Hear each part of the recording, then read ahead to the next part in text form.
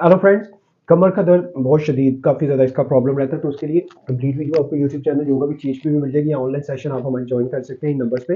योगा के सेशंस या फिर पेन मैनेजमेंट के, यहाँ पे मैं आपको एक पॉस्चर बताने लगा हूँ। इस तरीके से आप अपने घुटनों को बिल्कुल इस पोजीशन में लाइए, इसके बिल्कुल सामने अपने दोनों हाथों को बिल्कुल स्ट्रेट इस तरीके से रखते हुए अपनी कमर का ये वाला जो हिस्सा है इसको आपने इस तरीके से नीचे लेके आना है और अपनी गर्दन को ऐसे ऊपर उठाना है।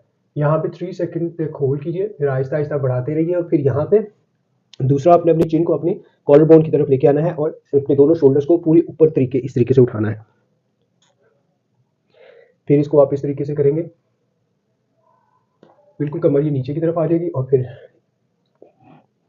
आप ये देखेंगे, आप इसको परफॉर्म करें। इसके 3 सेट से स्टार्ट करें, आहिस्ता इसके 10 टू 15 सेट्स तक ले लें।